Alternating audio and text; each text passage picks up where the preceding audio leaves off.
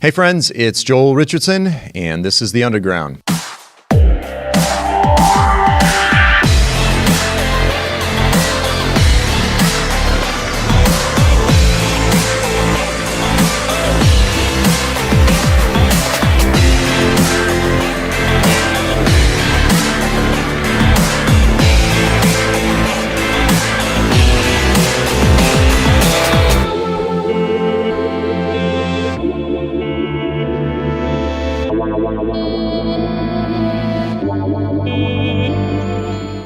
Welcome to this episode of The Underground, a program that explores the testimony of the biblical prophets, the gospel of Jesus Christ, current events, and how all of these things relate to you and me.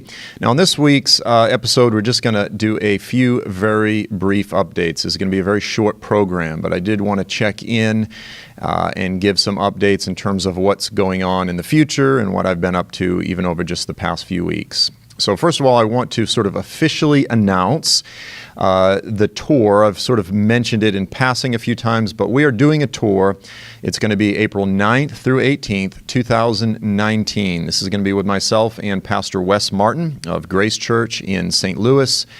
And we're going to be doing not just Israel, but also Jordan. And so if this is something that you think you might be interested in, I'm really looking forward to it, and I'm sort of gearing up, beginning to get ready and sort of make all the plans and so forth. Again, it's a little bit less than a year away at this point.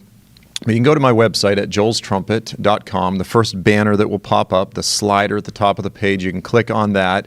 That will take you to Living Passages Tours, and you can sort of look at the information, look at the different options. You can do just the Israel leg, or you can do the Israel and Jordan leg, and I'm just very excited about this, but we'll be talking about this more going forward. So an Israel-Jordan tour, April 2019. Okay, number one.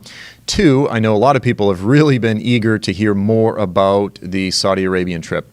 Listen, I have been working nonstop. I get up at 4 in the morning. I start working all day. This has pretty much been my primary, everything's been directed toward this. I've been working on the book, and I'm pretty much half done at this point. So I'm recording this here. Yesterday was July 4th. I got back from Saudi Arabia on May 7th. So it's been about 2 months. The book is about half done.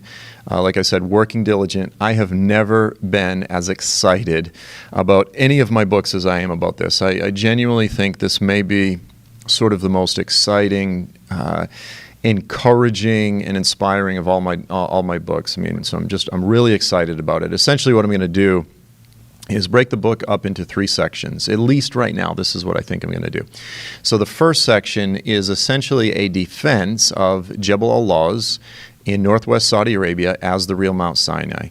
And I can tell you, the more that I've sort of dug into all of the various evidences, from the historical to the traditional to the biblical to the archaeological, just to the natural, geographical, I am absolutely 100% convinced that this is the real Mount Sinai. The case for Jebel al-Lawz in northwest Saudi Arabia as the real Mount Sinai, to me personally, it's just absolutely overwhelming. So I'm really excited to sort of just lay out the case for this. Now, let me just say this. This has been done quite a few times by different voices, different authors, and so forth. This is just my effort to sort of offer a very abbreviated argument in favor of this, but just to really simplify it. So anybody can sit down, understand all of the key relevant issues, archaeological, academic, linguistic, you name it. There's quite a range of different issues that go into this, arguments that go into this. I'm going to lay that all out. So that's the first part of the book. Part 2,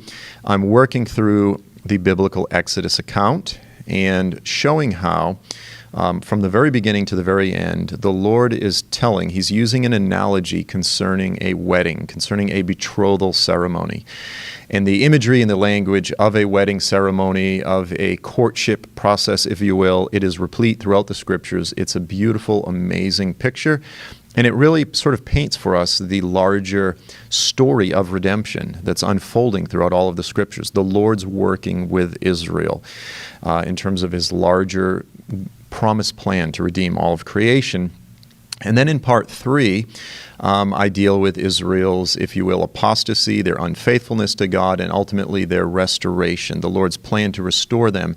And I show how the return of Jesus is the ultimate clear fulfillment of the Lord's plan to restore Israel. And so I show how the biblical Exodus account, more than anything else in the Scriptures, lays out for us the clearest, most detail-rich, specific picture of the return of Jesus in all of the Bible.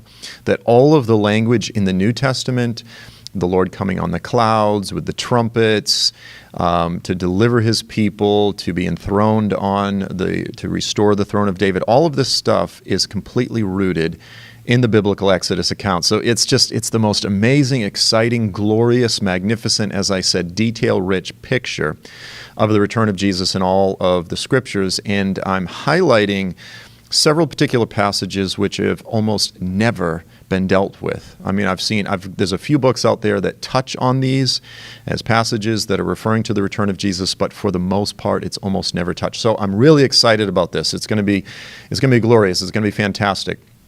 As far as the movie, there's been dialogue, there's been ongoing discussions. I can't really give a lot more details about that, but there's a lot that's unfolding behind the scenes. We're going to be talking a lot more about this in the next year.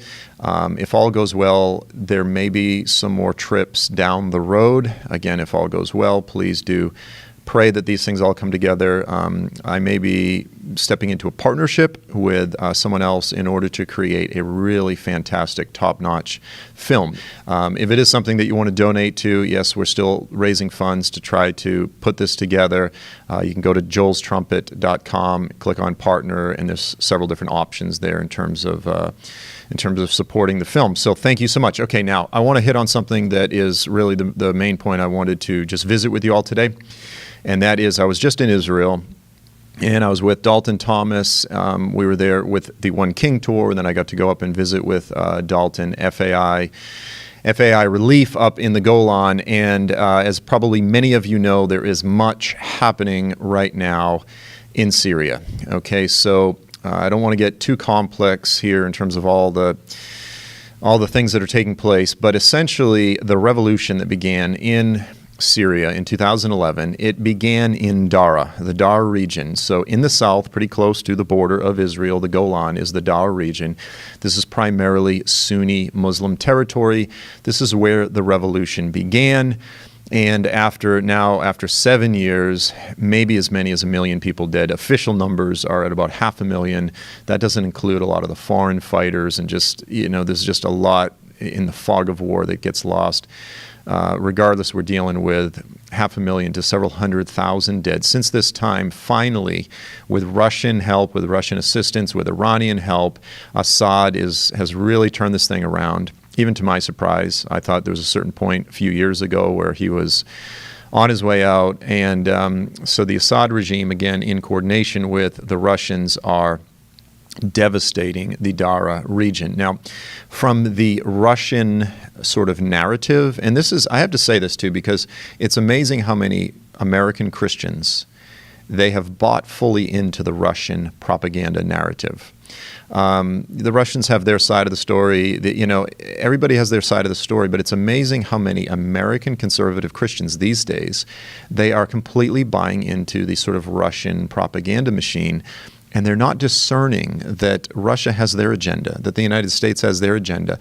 And if Russia sort of puts out, and they're very good at it, putting out these conspiracy theories, it's amazing how many people fully, hook, line, and sinker, fully embrace all of these conspiracy theories, these anti-Israel conspiracy theories, these anti-American conspiracy theories, and really sort of prop up Assad as a hero. Listen, yes, before the revolution, Assad was someone who maintained a level of stability in the country. He was a dictator, and he had his foot on the neck of Christians and Sunnis and other minorities, but there was a relative measure of peace.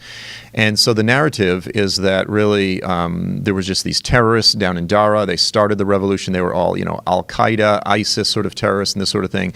And therefore, it's easy to get Americans on board with just sort of indiscriminately bombing entire regions and villages and so forth. Now listen, Are there some ISIS? Are there some Nusra? Are there some Al-Qaeda type of groups among these? Yeah, there are some, but the majority are not. And this is so important to recognize that on the ground, things are never as neat and clean as people like to portray them. You know, like you're either fully ISIS or you're on board. Like there is everybody on the spectrum. Everywhere in between. And so essentially, using that narrative, Assad and, again, Russia are now bombing the daylights out of Dara to the point where we now have, the numbers vary wildly, but let's just say we've got about 100,000 or more. Some numbers are as high as 200,000 Sunni Syrian Muslims who are fleeing to the real tight border in Rafid and several other areas along the Israeli border, because that is the no-fly zone. There's a no-fly zone. So these Syrian Muslims believe that if they get right up tight next to Israel, that they and their families will be safe. And you need to understand, these are children, these are families, these are, yes, there are some terrorists. I want to be clear. There's a percentage of Sunni terrorists. But in this thing, it's bad guys versus bad guys. And then there's a lot of innocent people caught in the middle, people who want nothing to do with terrorism or war and this sort of thing. And so here you have now maybe 100 to 200,000 people gathering on the border of Israel. I had a chance to go up to the border of Syria. We basically were 10 feet from the border, quite literally, with the IDF as we sent a doctor in to a particular village that is there in the south. And, this is just an amazing story. I mean, here's this young Bolivian doctor. The very day that we were sending him over the border into Syria, his wife sent him a video of his first child, his little girl, walking for the first time. So he's on his phone looking at a picture of his baby girl walking for the first time the day that he's going into Syria in the name of Jesus to serve Muslims in partnership with the IDF. He and his wife, he had just graduated from medical school. He and his wife determined that he would actually tithe the first 3 months after medical school in Syria and give that up as an offering to the Lord. He had been part of a pretty powerful move of God down there in South America. A lot of these Latino doctors, I mean, they just got all fired up and they're giving themselves to this. It's glorious in terms of their heart and what's going on. And it's an encouragement and inspiration to all of us as well. Now, with all that's unfolding, and again, this was all unfolding as we were there, as Assad suddenly really turning his wrath full throttle on the whole Dar region. You've got all these people moving down. The opportunities for ministry are tremendous. Again, when people are in crisis like this, the walls come down. Everything is turned. The whole narrative, some people's world are flipped on its head.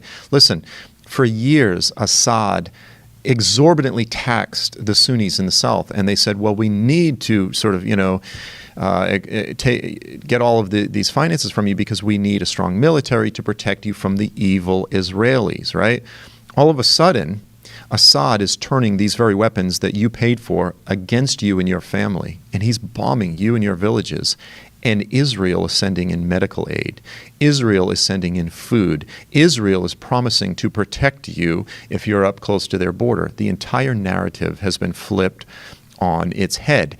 FAI is the only Christian organization that is officially in partnership with the Israeli Defense Forces to send in Christian doctors and aid workers to minister to the Muslims that are there on their border for the purpose of establishing friendly, good relations and a safe border on Israel's border. Now, of course, that's impossible when you have a few 100,000 people that have been uprooted, that are in the middle of war. But Israel is doing the right thing in terms of being salt and light and sending in aid. And FAI is, again, right in the middle of that in terms of sending in doctors, sending in aid, and the opportunity is tremendous. So the reason that I wanted to talk about this is because I wanted to say the financial and, of course, the prayer need is tremendous. If this is something that you want to partner with, you want to you just sort of sow this into this tremendous opportunity in our day, then you can go to fairelief.org. I'll put the link at the bottom of the YouTube video. I'll put it in on the video as well. fairelief.org. The need is tremendous right now. The need is tremendous for finances. The need is tremendous for more workers as well. If you've been trained medical field and you're willing to take some tremendous risks, or if you have maybe even some military training to sort of put yourself in some of these scenarios and you're interested in laying down your life for the sake of the gospel, and then I would appeal to you, fairelief.org. This is a tremendous opportunity. I know of nothing else like it in the earth right now in terms of an opportunity to share the good news of the kingdom. Now, there's something else I want to just sort of touch on before I wrap this up, and that is as we talk about this program, Operation Good Neighbor, we often talk about the ministry that's taking place in Syria, and that's a huge part of the story. Obviously, that's the main part of the story. But there's another part of the story that I think it's important that it's told, and that is the relationship between FAI and the IDF. Because this is actually another part of the beauty of this story that, in my opinion, the Lord himself has brought together. So when we went up to send this doctor over into Syria as well, one of the doctors came out. So the IDF pulls one of the workers out, one of the team leaders, to sort of just debrief. There needed to just be some sort of, right there, just meetings to sort of work out logistics and different things. And so here is a young woman who's been in for several months, again, one of the team leaders, and she's debriefing. And a few of the Israeli soldiers come over. Now, these couple of guys, they were in their early 20s. I talked to one of the guys, he said he was 23. And as I watched this sort of interaction, this is a part of the story, again, that's rarely told, but I think it's as much part of what God is doing here as he is in Syria. And so here you have, and again, I want you to try to understand. Here's a young guy, and in talking to him, he said he was religious, so he's probably maybe Orthodox, and he's in the military. He's 23, and he comes over, and he's looking at this, again, young Christian woman who's risking her life on behalf of Israel in the most dangerous country in the world right now. And he said, yes, I would like to ask you some questions. She's like, okay. And he said, why do you do this? Why are you doing this? And with all authority, she just immediately starts expressing her reasons for doing this. And it was just interesting to watch the interaction. There is a tremendous opportunity here for salt and light, for an effective witness on behalf of FAI to many of these young Israeli soldiers, and even those that are overseeing it, the generals and so forth on the front lines. So after she had this conversation, it was just powerful to watch her communicate her reasons. Why is she risking her life? And he said, do you think it's making a difference about how the world feels about us? You could see the concern in his eyes for how the world views Israel. The whole world is just sending out this propaganda, demonizing Israel in the most negative ways. And she said, I think so. I think people are seeing what Israel is doing. And he said, he was pretty honest. He said, I don't think so. I don't think there's hope. He said, you really believe there's hope? And she said, yeah, I do. Otherwise, I wouldn't be doing it.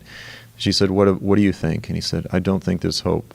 I don't think there's hope. So here's, again, a young guy. And, I don't care if you're an American Baptist or a conservative Orthodox Jew. You're in the military. You're in a different world as, a young guy, 18, 19, a young gal. It can be a dark world. It can be a world full of cynicism and hopelessness. And so I appreciated his honesty there. And then I had a chance to sort of go over and talk to him. And I said, listen, here's a village of people, again, with their wives, with their children, and their back is against the wall, so to speak. They don't have anywhere to go. And you have the Russian military coming down on you. And I said, it reminds me of a story in, we call it Exodus, they call it Shemot. The story of the Israelites. They've got their back against the Red Sea. And here are the Israelites. They had just left Egypt, right? They have their wives. They have their children. They have nowhere to go. They have the ocean on one side. And barreling down on them is the most powerful army in the world. The most powerful army in the world at that time. The Green Berets of Pharaoh's Egyptian military. And the Israelites probably thought there was no hope. but for God, right? The Lord rips the ocean in half because of his compassion for Israel. Now, I don't know what the Lord has in store for some of these villages, for some of these districts in southern Syria, but I know that as long as God is real, and he is, there is hope. And I am fully convinced that the Lord is going to awaken and call out a tremendous remnant out of this suffering people, because that is the nature of how the Lord works. And so I reminded this young Israeli soldier of the mighty acts of what God has done in the past. And I said, if he could do it then, he can do it now. And then I just went on and I explained, listen, I said, I'm a Gentile. My hope, sort of, I guess you could say, well, I'm a Christian. And so immediately as soon as you say, well, you're Jewish, I'm a Christian, then there's sort of this tension where we're supposed to be sort of in conflict. I said, listen, so I didn't say it that way. I'm a Christian. I said, yes, I am a Christian. But I explained it this way. I said, listen, I'm a Gentile. My hope is in the hope of Israel. My hope is in the covenants of Israel. My hope is in the God of Israel. My hope is in the Moshiach of Israel, the Messiah of Israel. And my hope is in the restoration of the throne of David, that when the Messiah himself restores the throne of his father David. And so in the Bible, it says the gospel of the kingdom, right? This is the term used in the New Testament, the gospel of the kingdom. What is that? It is the good news concerning the restoration of the kingdom of Israel with the Messiah on the throne.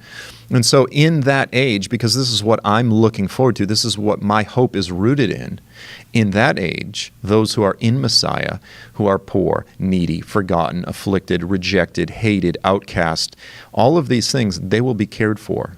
They will be comforted. And because that's the nature of the kingdom, we do these things in this age. We demonstrate love for the poor. We demonstrate sacrifice for the needy, the afflicted, the forgotten. And so it was a blessing for me to sort of appeal, again, to this young IDF, again, Orthodox soldier, and say that you, as a Jew who are called to be salt and light to the Gentiles, you are called to demonstrate the nature of this coming kingdom, this kingdom to come, again, in Messiah. And so it was just good to communicate. It's just sort of a part of the story that's not often told, but there's just beautiful relationships that are taking place, and as people are interacting in a very rare and unique way. So it's for that reason. It's for that reason, on top of the ministry that's taking place, obviously in Syria, some of the most needy, desperate people in the world right now. But it's for all of these reasons that I fully support and appeal to you to support what's taking place right now up there on the border. So you can go to fairelief.org. The need is tremendous, but again, not just for finances, but also for workers and obviously for prayer. So with that, I think I've gone long enough. I always say I'm going to be brief, and then I always talk way too long. But I did just want to give those updates. We'll be back here real soon. Just, again, more exciting things to talk about. But until then, I just want to thank you so much for being with us this week. As always, I look forward to seeing you next week. Until then, I'm Joel Richardson, and this is The Underground.